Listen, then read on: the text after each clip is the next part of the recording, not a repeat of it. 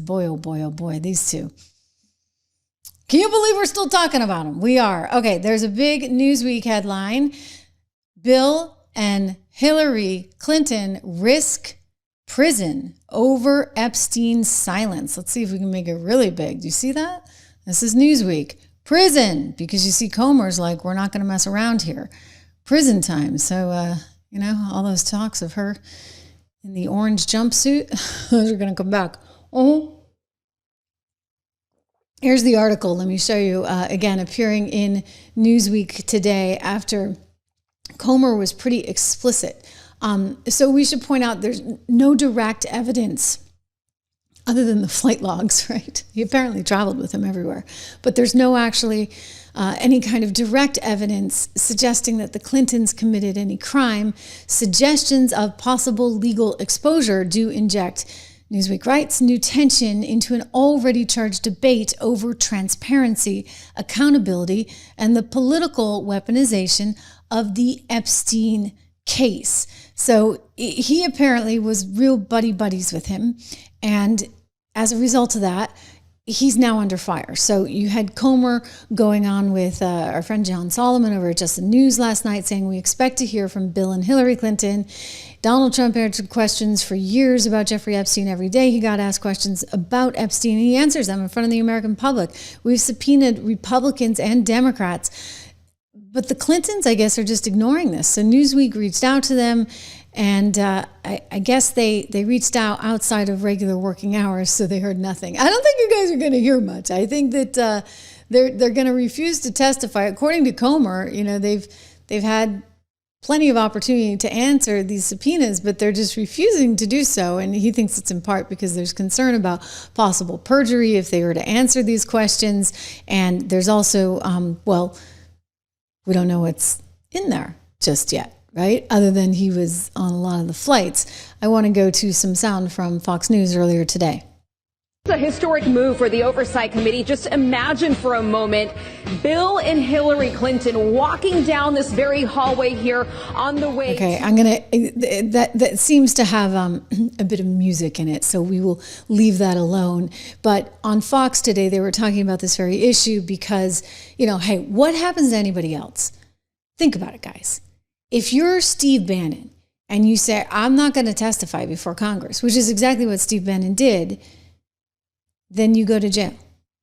If you're Peter Navarro and you say, I'm not going to testify before Congress, then you'll go to jail.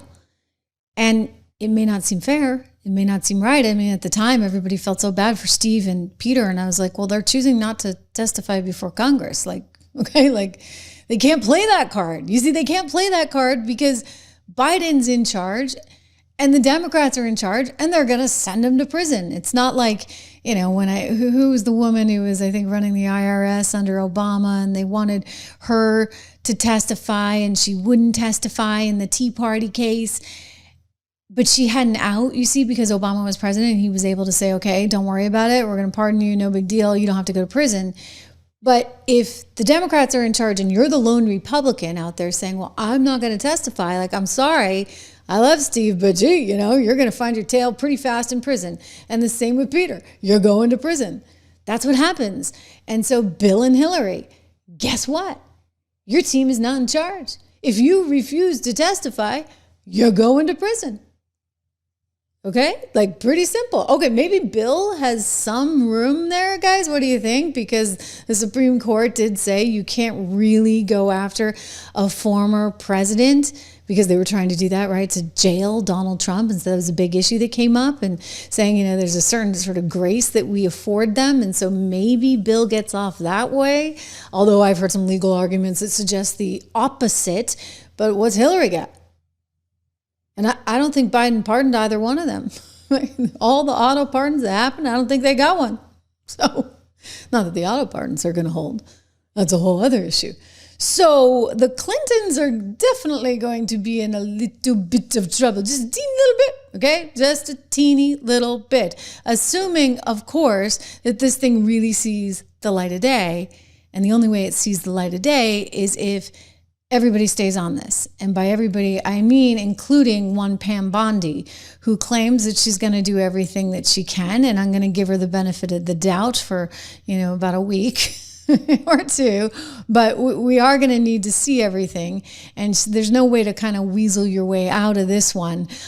You can't tell us you have a truckload of files and then not produce them.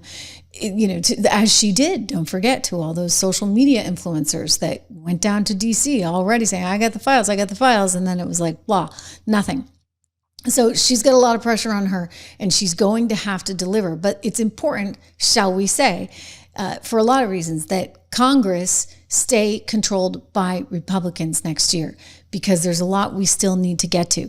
And you know what's going to happen if it's not controlled by Republicans. It means that all of President Trump's agenda, which includes so many good things in terms of affordability, in terms of border security, in terms of healthcare reform, in terms of, this, like the Epstein stuff, like all of it, which, he says is the Russia 2.0 hoax. I get it. I think it really is at this point. Listen, like all of that is going to go by the wayside unless you actually have conservatives running the joint. So that's like one of my fears. Like I think about, we have all these freedoms right now. Remember to subscribe, share, like, all that good stuff, help support the show. But we have these freedoms in part because there's an administration in there that's allowing for it. So it's critical that we keep that. Specifically when it comes to, I want to give a plug for our friends over at Americans for a Balanced Budget, when it comes to the economy. And a big part of our economy, as you well know, is healthcare. And what's going on with healthcare right now? You got a healthcare problem where costs just keep going up, up, up, up and away. I want you to go to stophealthcosthikes.com today to go check this out. Stop healthcare, not healthcare, health costs. Stophealthcosthikes.com, because basically there's a whole bunch of tax cuts that could expire, and if they do so, if they get rid of those, then what's going to happen is lots of hardworking Americans are going to get hit with much, much higher costs. So if you think healthcare costs are bad now, and I know you do, just wait. Congress needs to extend these critical healthcare tax credits that keep premiums affordable for working families who buy their own coverage, right? With open enrollment underway, many are already facing sticker shock. You've got monthly premiums that are set to double for many, many people. Some of you guys have written me about this, and there's still time to act. That's the good news, but they got to move now. So Congress needs to move now and not hand Democrats, frankly, a political gift, because if healthcare costs skyrocket, you know what that's going to mean. It's going to mean problems come midterms. They will use that. They will say, well, look at the cost of healthcare. This is because of Trump. This is because of the Republicans. So we need to make sure that these tax credits stay in place. We need to keep premiums low. It's really important just on a whole lot of levels. So go check it out. Stophealthcosthikes.com. This is a sponsorship paid for by Americans for a Balanced Budget. They're trying to do the right thing. And I'm all about balancing a budget, and I've never met a tax cut or credit I didn't really like. It's my live for your die background. Live for your die. It'll do it to you, right? Even if you're a Dem, I like to say, in New Hampshire, we believe in very little taxes. Anyway, as we end the show, ABC is having a really rocky night, okay? Really, really rocky night. The Democrats are having a really, really rocky night. I hope you have a wonderful night. I hope you sleep really well. I think for the first time, Republicans can breathe a little bit of a sigh of relief here, because I do think a lot is going to come out. Maybe not as much as we'd like, because I do, have my suspicions that this was an intel op. I'm sorry, that hasn't been officially confirmed, but I have a source that was very close to him that said he was pretty confident this guy was working for not just us, but some other intel operations around the world. Anyway, more to come on all of it tomorrow. Thank you so much for being here. We will connect again tomorrow live. Make sure you subscribe, share, like, and hit the alert button for all the Trish Regan material so you know exactly when I'm here. See you soon.